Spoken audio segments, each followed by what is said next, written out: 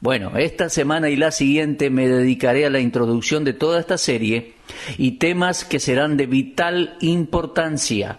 Y básicamente estamos hablando sobre la importancia de la profecía bíblica. ¿Es que tiene Dios un plan que incluye a la tierra y a la raza humana? Sí, es así. ¿Podemos nosotros saber cuál es? La respuesta es sí, un enfático sí. Dios tiene un plan y ese plan está claramente delineado en la Biblia, la palabra de Dios. Cualquier estudiante o lector de las Escrituras puede encontrar esto desde Génesis hasta Apocalipsis. Los hombres pueden saber el plan de Dios claramente con solo acercarse a la Biblia, sometiendo su mente y su corazón al ministerio del Espíritu Santo. Existe una situación algo extraña actualmente. Se trata principalmente de un rechazo deliberado por parte de algunas personas, y estoy hablando de líderes religiosos y políticos, a consultar cuidadosamente las escrituras proféticas. Ellos ni siquiera quieren examinar la Biblia. Ahora, sé que han habido caprichosos, fanáticos y lectores por hobby y gente que ha fijado fechas para el retorno del Señor, etc. Algunos de ellos se han puesto en la posición de maestros proféticos, pero si usted coloca a todos esos ignorantes y oscurantistas juntos, ellos no podrán presentar una verdadera excusa por no ir a la Biblia para examinar el plan de Dios. Aún antes de que la Biblia nos fuera dada, Dios tenía un plan y debemos recordar que es hacia ese plan previamente ordenado que Dios se está moviendo. Fue el profeta Isaías quien escribió en su profecía capítulo 46 y comenzando con el versículo 9 estas palabras: Acordaos de las cosas pasadas desde los tiempos antiguos, porque yo soy Dios y no hay otro Dios. Y nada hay semejante a mí, que anuncio lo porvenir desde el principio y desde la antigüedad lo que aún no era hecho. Que digo, mi consejo permanecerá y haré todo lo que yo quiero. Ahora, aquí hay una palabra muy interesante que viene del Señor. Es una tremenda declaración. En ningún lugar de los escritos de los hombres se encuentra algo como esto. Las demandas son sobrenaturales y por lo tanto no pueden aplicarse a nadie excepto a Dios mismo. Aquí Dios es el que declara su propia existencia, su eternidad, su soberanía, un Dios no creado declarando el final desde el principio. Busque eso en su Biblia. Dios dice de sí mismo: yo anuncio el porvenir desde el principio. Pero, ¿dónde Dios ha declarado lo porvenir desde el principio? Bueno, Él lo dijo claramente en las páginas de las Santas Escrituras. Santos hombres de Dios, guiados por el Espíritu Santo, escribieron acerca de los grandes eventos mundiales siglos antes que ellos formaran parte de la historia. Ahora bien, como conocer el futuro es inherente al corazón del hombre, ¿por qué no debería examinar las escrituras proféticas con una mente predispuesta? ¿Qué es lo que tiene que perder? Los magos, los hechiceros, los astrólogos, los adivinos, los encantadores, los brujos, todos ellos fallan en predecir exactamente las cosas que ocurrirán. Aún hoy en día se multiplicaron los miles que pagan para que alguien le lea las manos, le lea la borra del café, que les adivinen la fortuna por diferentes métodos o consultar el tablero de la Ouija.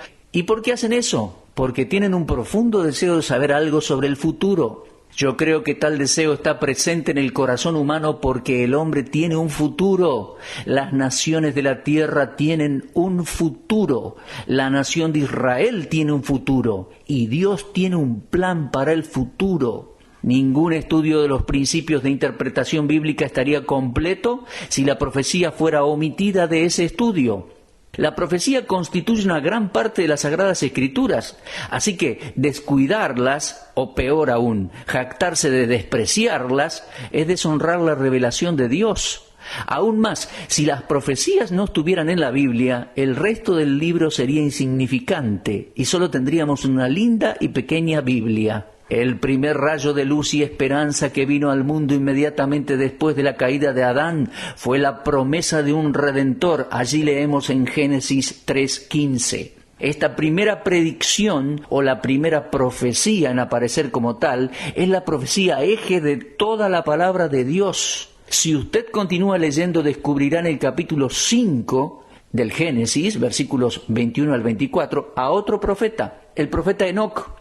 Y en la carta de Judas, versículos 14 y 15, se nos dice que Enoc, séptimo desde Adán, predicó la profecía de la venida del Señor Jesucristo para hacer juicio contra todos. ¡Qué grandioso! Ahora, desde Génesis, avanzando hacia el libro de Éxodo, tenemos otras profecías. La Pascua en Éxodo era, en un sentido, un tipo de la redención de Cristo Jesús. Fue Pablo quien dijo en 1 de Corintios capítulo 5 y versículo 7, porque nuestra Pascua, que es Cristo, ya fue sacrificada por nosotros. Moisés recibió de Dios una gran profecía concerniente al Mesías también en el libro de Deuteronomio. El mayor de los profetas habría de venir. Deuteronomio 18, versículos 15 al 18. Lo cual Pedro confirma después de Pentecostés en Hechos 3:22.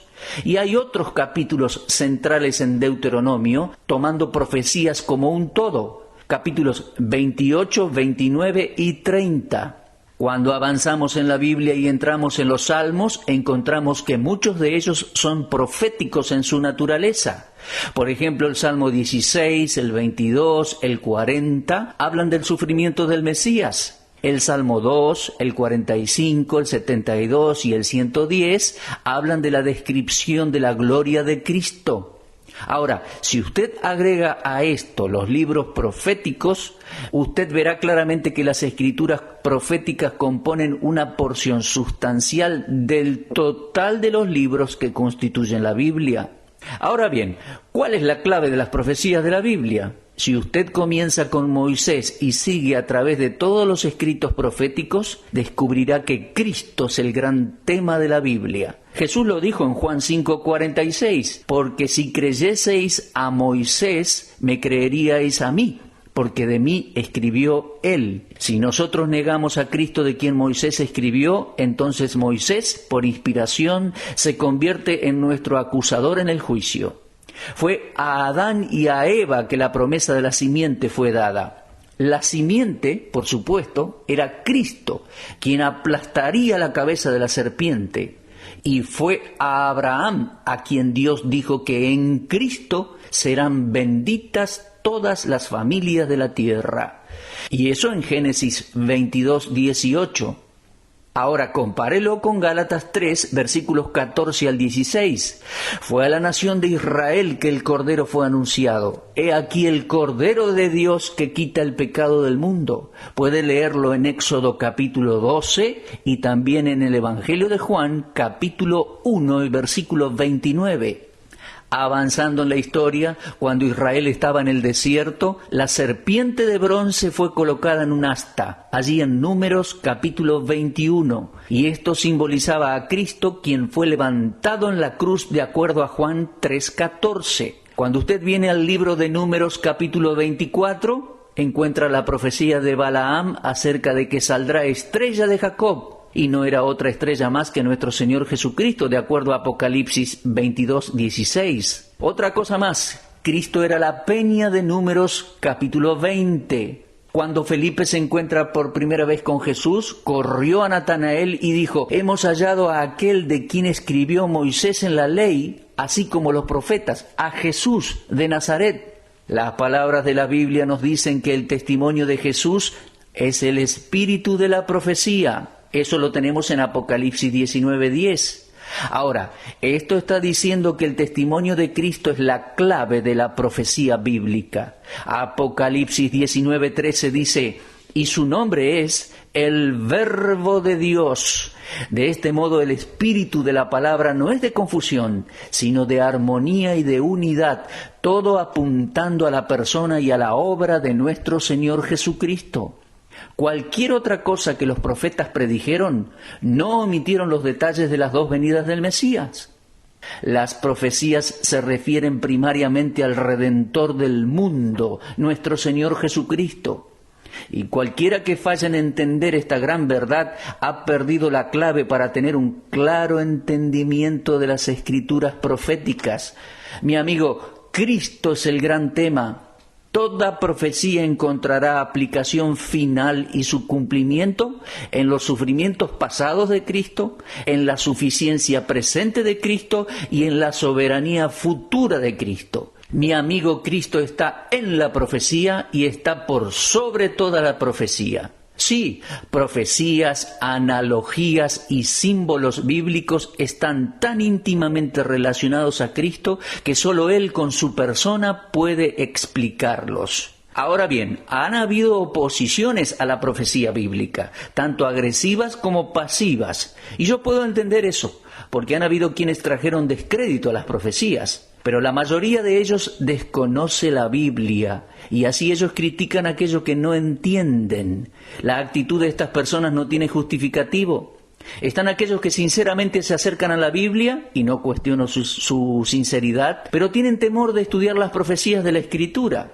En una ocasión, cuando comenté que intenté predicar una serie de mensajes sobre profecías bíblicas, un querido pastor, y era un hombre salvo que amaba al Señor, me dijo: hermano Strauss, déjeme sugerirle que lo haga sencillo. Ahora, él no se estaba oponiendo a lo que decía sobre las profecías bíblicas, pero pude detectar que era un poco perspicaz, y sus razones por estar así eran válidas cuando las discutió conmigo. Porque habiendo tenido algo de experiencia con aquellos que fijan fechas para las profecías y fanáticos que han hecho impactantes y sensacionales predicciones para ganar público, para ganar gente, puedo entender las palabras de mi amigo el pastor.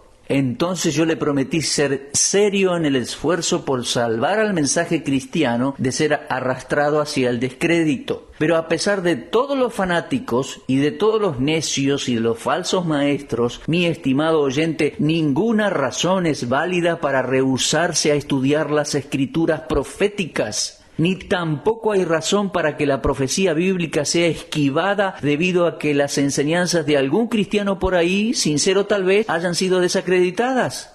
Un libro de ciencia usado en las aulas de un colegio hace 15 años, por el cual se pagaba, vamos a poner, $10, ahora puede ser comprado en una librería de textos usados por 10 centavos. ¿Por qué? Porque ahora ese libro es obsoleto y algunos de sus contenidos son rechazados. Pero nosotros no deberíamos desatender ni desacreditar todos los descubrimientos científicos de ese libro.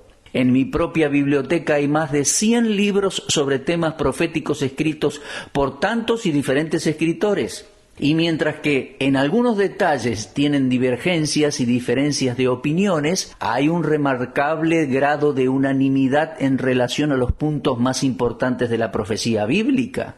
Déjeme decirle que otra razón para esquivar la profecía es la ignorancia que mucha gente tiene al respecto. Con la excepción de algunos que asisten a conferencias bíblicas, institutos bíblicos y algunos seminarios teológicos, la exposición de la profecía bíblica generalmente encuentra oposición. Yo creo que se puede decir sin temor a contradicción que aquellos que la rechazan saben poco o nada acerca de ella. ¿Y qué comentario tan triste es esto respecto a nuestros líderes de las iglesias, de seminarios o de muchos pastores inclusive? También es difícil para muchos prestar oído a la escritura profética porque las profecías de la Biblia rompen la ilusión de que la religión, la ciencia, la psicología y la filosofía pueden llevarnos a la paz mundial y al dominio del mal. Pues la Biblia enseña que aquellas cosas en las cuales el hombre pone su esperanza deben ser completamente destruidas y apartadas de toda la dignidad y mérito que el hombre les ha otorgado. Es que el corazón humano, por naturaleza, es orgulloso y no está listo para admitir que esa confianza en sí mismo está equivocada. ¿Cuántos cristianos profesantes, sí, y algunos cristianos verdaderos, han idolatrado a una organización eclesiástica, a una denominación, a logros personales,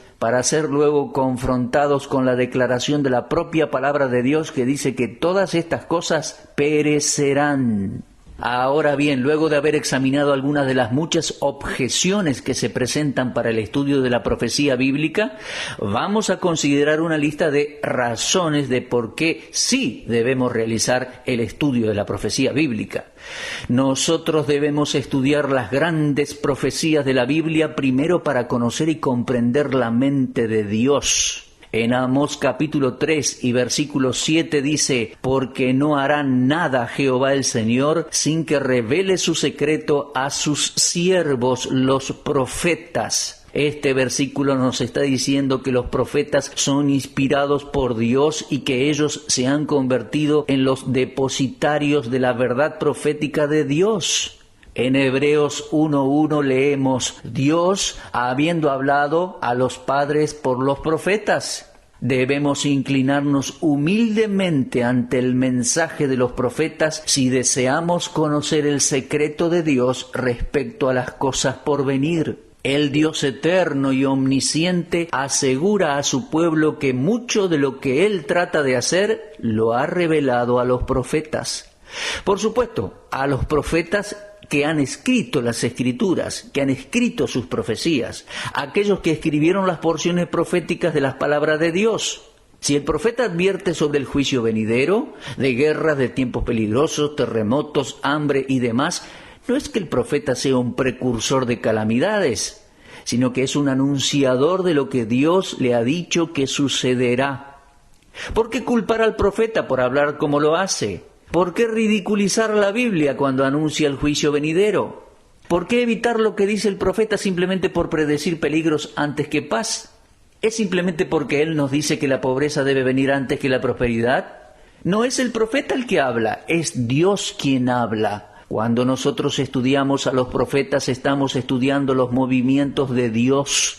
El profeta debe obedecer a Dios sin importar cómo reaccione la gente a su mensaje. Cada verdadero profeta profetiza porque fue impulsado por Dios para hacerlo. Debemos estudiar la profecía bíblica porque es una luz en los días oscuros. Desde que se desarrolló la bomba atómica, los hombres en su caminar por la vida, estadistas, científicos, historiadores, industriales, se preguntan: ¿a dónde vamos? ¿Qué sucederá? ¿Cuándo vendrá el fin? Muchos libros que han sido escritos a partir de las explosiones de las bombas atómicas incluyen títulos tales como Tiempo de decisión, Convénzase o perezca, La aniquilación del hombre, No hay lugar para esconderse. Todos ellos indican una cierta inseguridad y preocupación que el hombre tiene respecto al futuro. El Nuevo Testamento nos dice claramente que las escrituras proféticas son esenciales si el hombre quiere tener luz en relación a lo futuro. Observe la afirmación que hizo Pedro en su segunda carta, capítulo 1 y versículo 19. Tenemos también la palabra profética más segura, a la cual hacéis bien en estar atentos como a una antorcha que alumbra en lugar oscuro, hasta que el día esclarezca y el lucero de la mañana salga en vuestros corazones. Pedro acababa de relatar lo que había visto y oído en el monte de la Transfiguración. Todo esto está registrado en 2 de Pedro capítulo 1, versículos 16 al 18. Allí él había visto una visión y escuchado una voz que venía del cielo testificando de la gloria de nuestro Señor Jesucristo. Pero Pedro dice allí que nosotros tenemos la palabra profética más segura, como una confirmación segura de los planes de Dios que él mismo había visto y oído en ese monte. Las profecías del Antiguo Testamento son estables, son confiables.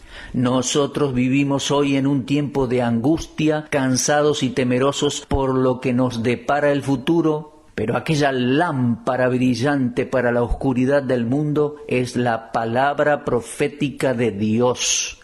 Cuán necio es el hombre al rechazar el único rayo de luz que puede brindar todo el conocimiento respecto al plan de Dios para el futuro.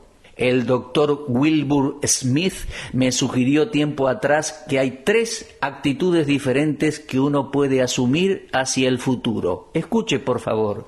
La primera es indiferencia. La segunda es temor y la tercera actitud es esperanza. Ahora, es lógico, ninguna persona inteligente asumiría la primera, es decir, la indiferencia en cuanto al futuro. Y nadie quiere estar en la segunda, en el temor. Pero todos los que me están escuchando ahora pueden asumir la tercera, es decir, la esperanza de cara al futuro. Hay consuelo y esperanza para todos los creyentes que aman y estudian la palabra de Dios. Pablo escribió en Romanos 15:4, porque las cosas que se escribieron antes para nuestra enseñanza se escribieron, a fin de que por la paciencia y la consolación de las Escrituras tengamos esperanza. Esto es ciertamente verdadero en cuanto a las escrituras proféticas. Uno de los mayores temores que llevan a muchos a desesperarse es el temor al futuro. Muchas personas simplemente no pueden tener paz al menos que tengan un grado de seguridad acerca de lo que sucederá el próximo día.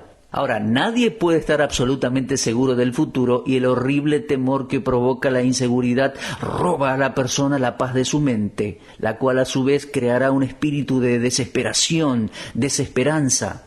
Mientras que el corazón del hombre temeroso y sin esperanza está fallando, el Hijo de Dios que comprende la profecía bíblica puede enfrentar el futuro con confianza y con consuelo, mi amigo. Ahora bien, vamos a examinar algunos de los indicadores de la cercanía del fin de los tiempos. Yo creo que estamos en la convergencia de los siglos. Una época está culminando y una nueva era está por nacer. El gran evento que marcará la transición es el regreso del Señor Jesucristo para llevar a todos los cristianos al cielo para que estén con Él. A este evento lo llamamos el rapto de la iglesia.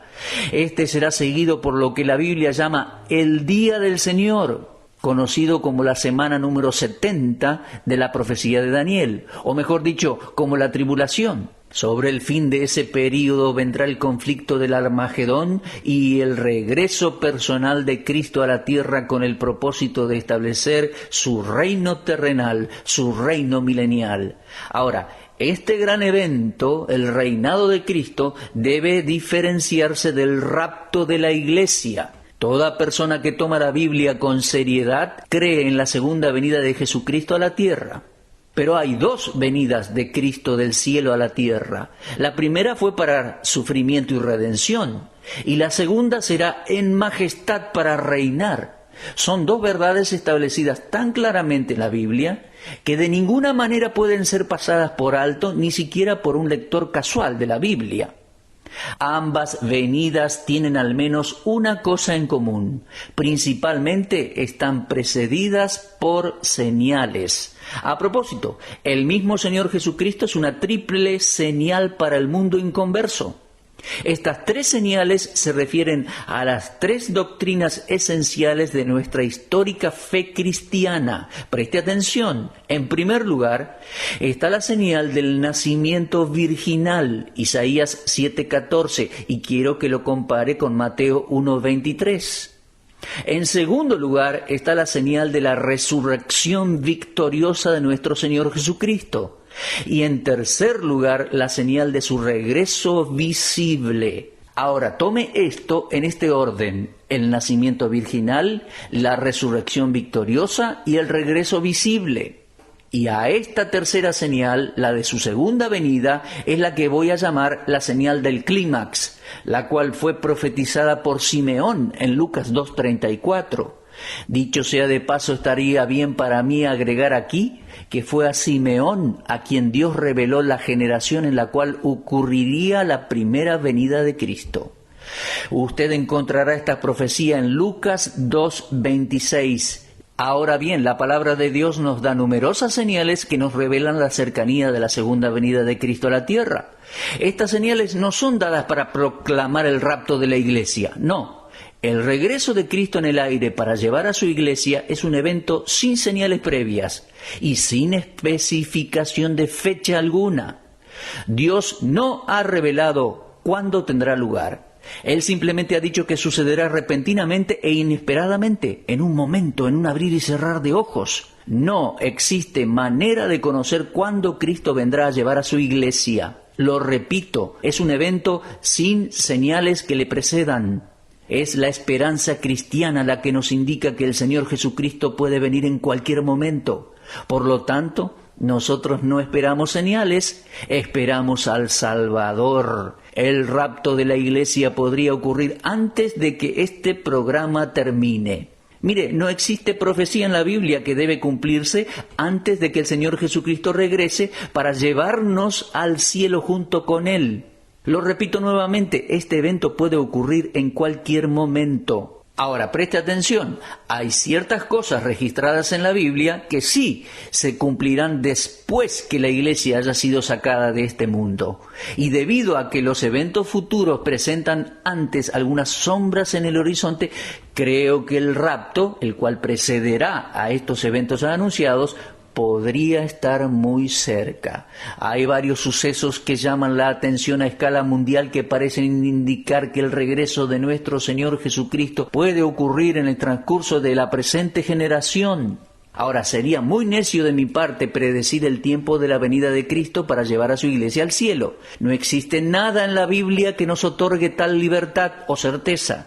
Y cualquier hombre que establezca una fecha para la venida de Cristo no es sabio, es un necio, es un fanático. Pero el cristiano debe vivir de día en día con la bendita esperanza de la cercanía del regreso de nuestro Señor Jesucristo. Escrito está en Tito 2, 11 al 13, muy claramente que nosotros estamos aguardando la esperanza bienaventurada y la manifestación gloriosa de nuestro gran Dios y Salvador Jesucristo. Quiero hablar acerca de las señales de los tiempos, algunos indicadores de la cercanía del fin de los tiempos. Ahora tengamos en mente el hecho de que nosotros, es decir, los que somos verdaderamente salvos, no estamos esperando señales, estamos esperando al Salvador. Aunque los eventos futuros se van manifestando poco a poco y podemos ver sus señales en el horizonte, sabemos que la venida de Cristo para llevar a su iglesia está mucho más cerca. En Mateo 24, 32 y 33, el Señor Jesús dijo: «De la higuera aprended la parábola. Cuando ya su rama está tierna y brotan las hojas, sabéis que el verano está cerca. Así también vosotros, cuando veáis todas estas cosas, conoced que está cerca, a las puertas». Nuestro Señor nos recuerda que nosotros sabemos cuando el verano está cerca. Cuando la nieve y el frío del invierno desaparecen y los primeros brotes de las plantas aparecen, estamos seguros de que la primavera se acerca. Y si la primavera se acerca, el verano no tardará en venir. En Mateo 24:3, los discípulos le dijeron al Señor: «Dinos, ¿cuándo serán estas cosas y qué señal habrá de tu venida y del fin, o sea, la consumación del siglo?». En respuesta a esta pregunta, nuestro Señor procedió a decirles que habrían ciertas señales y que antes de su venida en las nubes del cielo con poder y gran gloria, aparecería la señal del Hijo del Hombre en el cielo. Eso está en versículo 30. No olvidemos que ninguna señal debe llevarse a cabo antes de que ocurra el rapto de la iglesia. Lo repito. Si nosotros vemos señales, ellas nos indican que nuestra esperanza bendita no está tan lejos. ¿Cuáles son algunas de esas señales? Bueno, las señales son señales de la tribulación para los santos de la tribulación, que parecen presentarse hoy en el horizonte.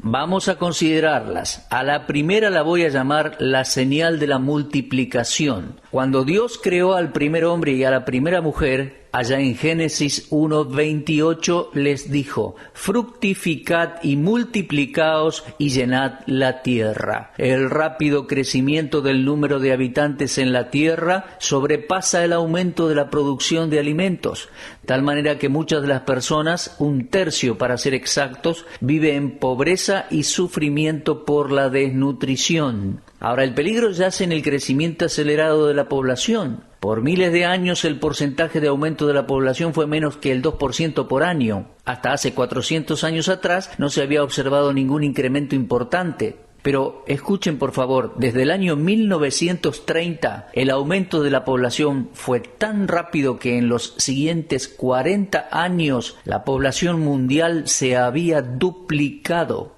Las granjas comenzaron a desaparecer rápidamente para ser reemplazadas por el avance edilicio de las grandes ciudades, lo cual hace que el problema se agudice. Y agregado a todo esto tenemos el aumento de la expectativa de vida del ser humano, que en el año 1800 era de 35 años y en 1964 llegó a duplicarse, fue de 71 años. La posibilidad de satisfacer las necesidades humanas en los próximos 100 años en nuestro país y en el mundo es, a los ojos del Ministerio de Asuntos Públicos, casi imposible.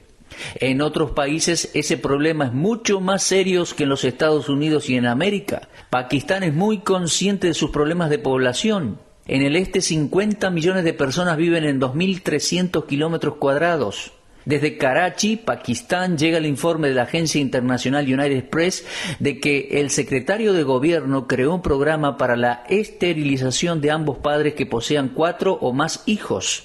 Y además del programa de esterilización, él ha presionado al gobierno para que provea medios de control de concepción y llevar la edad de casamiento desde los 13 a los 16 años en las mujeres y 21 años en los varones. El crecimiento de la población tiende a intensificar el pecado, la rebelión y la desobediencia. Todos sabemos que el vicio florece en las áreas muy pobladas. Una de dos cosas pueden pasar: que habrá menos bebés o mayor cantidad de personas que morirán por distintas causas, incluyendo el hambre. El Señor Jesús dijo en Mateo 24:37, «Mas como en los días de Noé, así será la venida del Hijo del Hombre». Una de las características de los días de Noé era el rápido crecimiento de la población, porque leemos en Génesis 6:1 que dice así: «Los hombres comenzaron a multiplicarse sobre la faz de la tierra».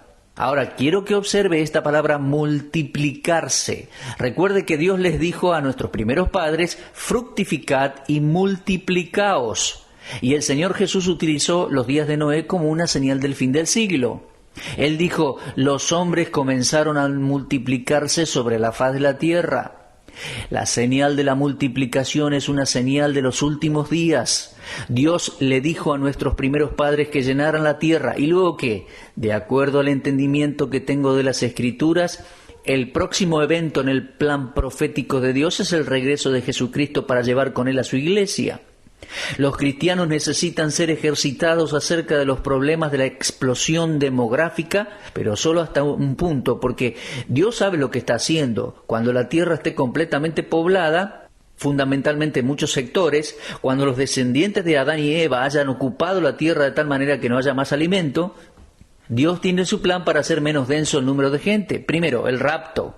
Luego, el juicio de la gran tribulación, cuando en la ejecución del juicio, lo leemos en Apocalipsis 6:8, un cuarto de la población mundial va a morir. Sí, la señal de la multiplicación indica que estamos en los últimos tiempos. En segundo lugar, hay otra señal, a la cual quiero que presten atención. En Lucas 21:25 leemos: «Y habrá señales en el sol y en la luna».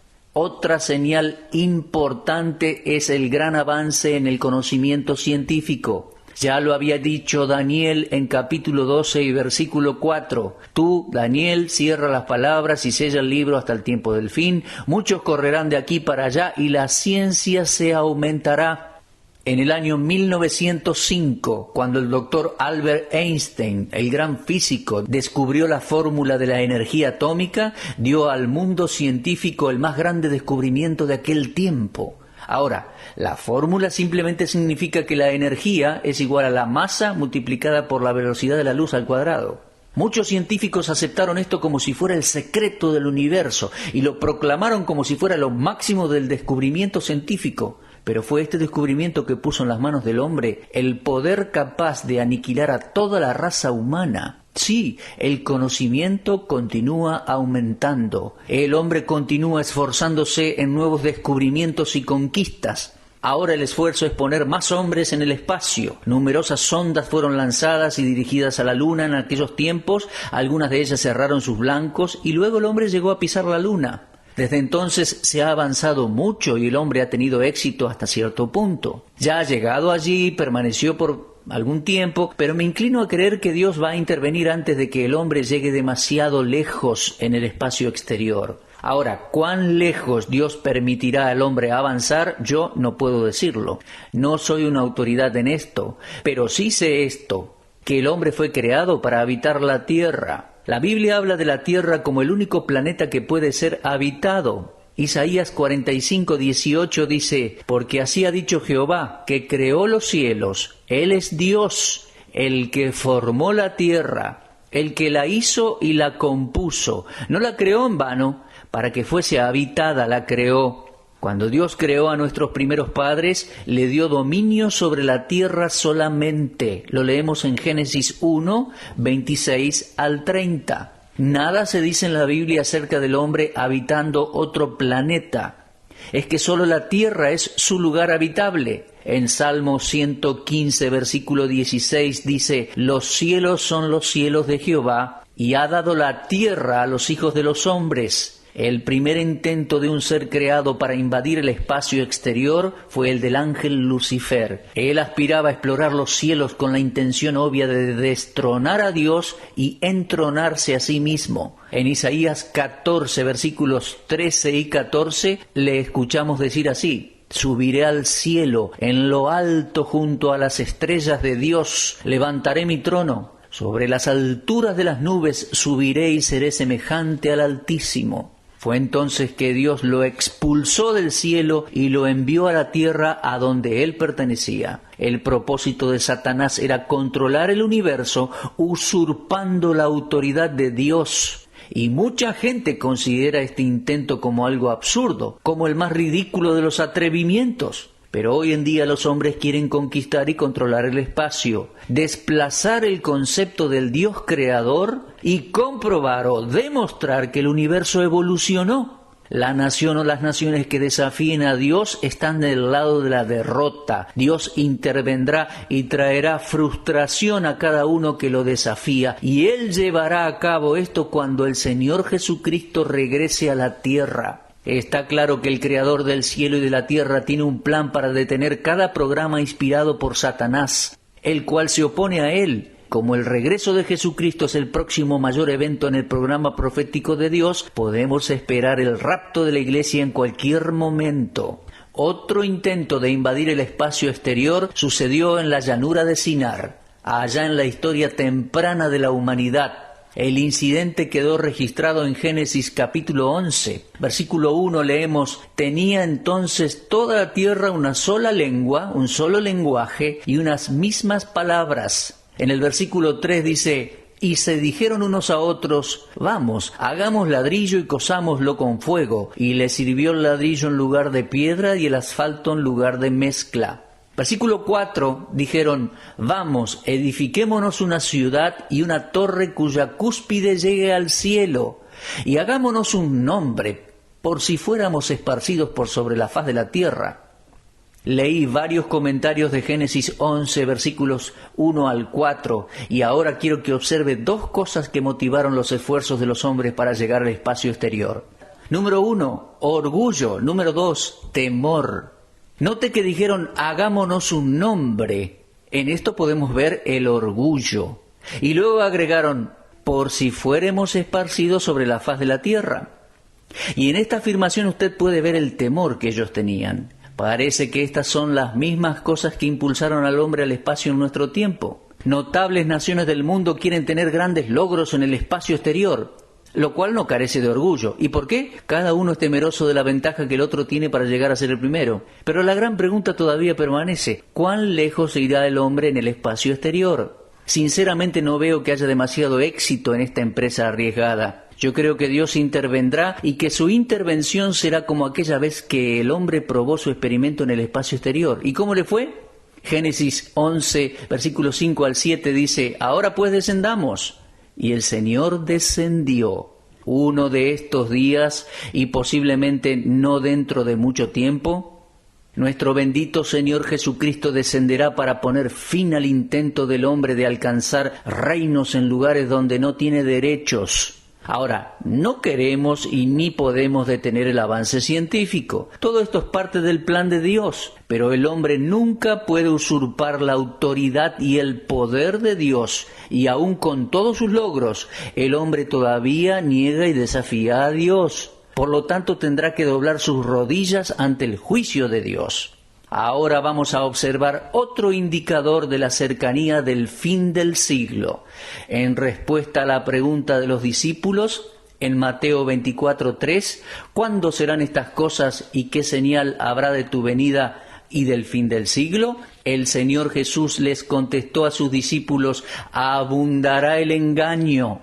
Usted puede observar también el versículo 12 del capítulo 24.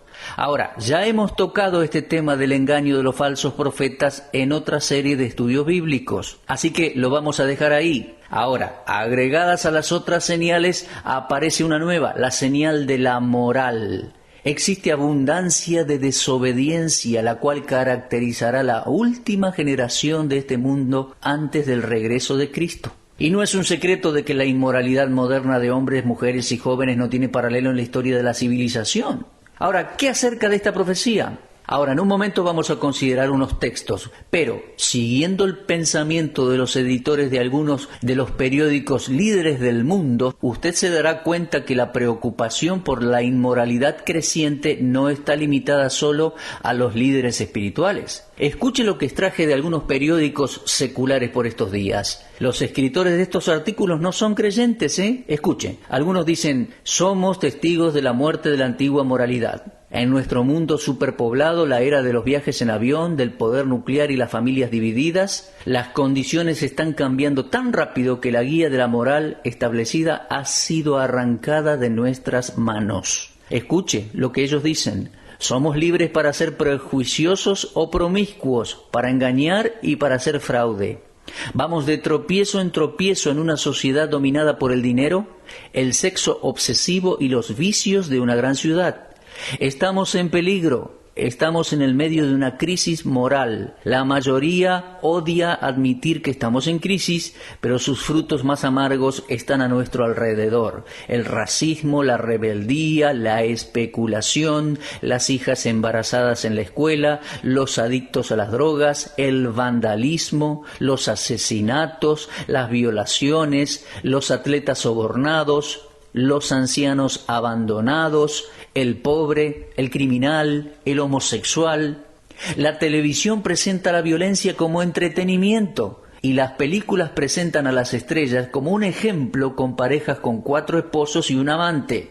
Creo que la desobediencia general es aún mayor, la ruptura del sentido de obligación y de integridad. Esto lo va escribiendo alguien que no es creyente. El artículo continúa y dice, nuestro mayor peligro es la declinación de las convicciones religiosas y del carácter moral. Otro escritor, otro columnista en un diario importante escribió, la moralidad depende de ejemplos de excelencia. Así eran los santos de la Edad Media. Nosotros hoy sabemos lo que es un hombre rico, un científico, un astronauta, pero no tenemos ejemplos de excelencia moral. ¿Fueron los científicos los que esparcieron la inmoralidad? Esta pregunta fue contestada por un científico y él dijo, en gran medida, los científicos son responsables de algunas de nuestras crisis morales. Y otra persona preguntó, ¿es el gobierno responsable? Y ella misma respondió, en nuestro país, 3 instituciones tienen el poder y la responsabilidad de influenciar nuestra moralidad: el gobierno, los hombres de negocios y las iglesias. Cada uno de ellos ha fallado en presentar liderazgo moral y han ayudado a precipitar nuestra crisis moral. Y alguien preguntó, ¿podemos mezclar la moralidad con los profetas? Esta fue su propia respuesta. La segunda institución con responsabilidad moral en Estados Unidos de América son los empresarios. Fallaron en presentar un liderazgo moral porque las ganancias y la moralidad frecuentemente se oponen. Otro hombre dijo, ¿quién puede decir lo que es moral o inmoral? Nosotros en el negocio de los hoteles y moteles haríamos cualquier cosa para lograr nuestros propósitos. Un competidor consigue una chica para un muchacho y nosotros perdimos la convención. En otro lugar alguien ha preguntado, ¿han fallado las iglesias? Las iglesias son la tercera institución con una responsabilidad moral, pero en gran medida nosotros también hemos fallado en presentar un liderazgo moral. Y como su responsabilidad es la más grande, la falla, en mi opinión, es la peor. La sociedad no acepta más la moralidad cristiana en la vida sexual. Esto es que el sexo no debe ocurrir fuera del matrimonio. Se ha aceptado completamente el divorcio. La libertad de relaciones sexuales entre hombres y mujeres ha sido completamente aceptada. En la sexualidad estamos en rebeldía y en contra de la cristiandad bíblica y verdadera. Y la proporción de mujeres que tienen relaciones prematrimoniales está aumentando rápidamente. Otro escritor dijo, creemos que nuestros jóvenes no son obsesivos sexuales. La cultura lo es. La usamos para vender productos que facilitan las cosas. El mayor cambio en la moralidad sexual se está llevando a cabo hoy entre la gente joven. Años atrás, lo dicen las mismas autoridades, solo los muchachos tenían conversaciones acerca del sexo. Ahora son las chicas de la secundaria las que comparten sus experiencias de fin de semana y aún recurren a medios de control de concepción. Y pese a todo, cada vez hay mayor cantidad de chicas en las escuelas que abandonan las escuelas a causa de sus embarazos. Aún chicas que no están en la secundaria, de 12, 13 años y que provienen de toda clase de familias. Y todo esto sin mencionar el avance del homosexualismo y el lesbianismo. Otra pregunta, ¿es el dinero nuestro Dios? En nuestra sociedad el dinero es adorado como la causa de toda felicidad. Es más Dios que el mismo Dios. Algunos años atrás en Nueva York, investigadores encubiertos descubrieron un prostíbulo donde jóvenes esposas trabajaban a cargo de una administradora y ganaban miles de dólares al año.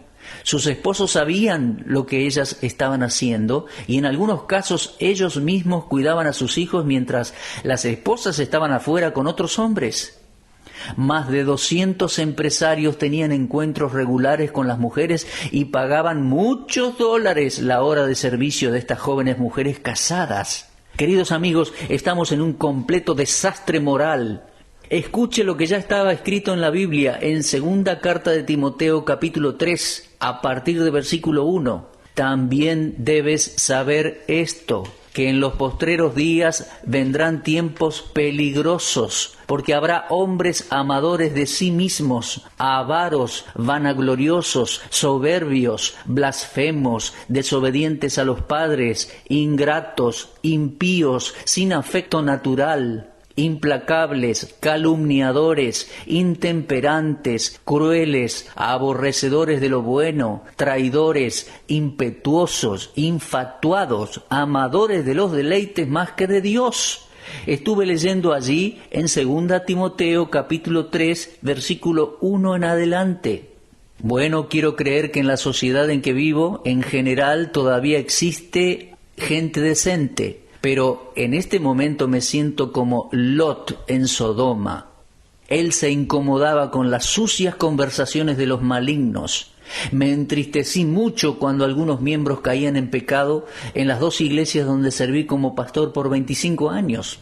Pero ahora que viajo de iglesia en iglesia, comparto esta misma carga, este mismo dolor con los pastores que enfrentan la inmoralidad entre miembros de sus propias iglesias.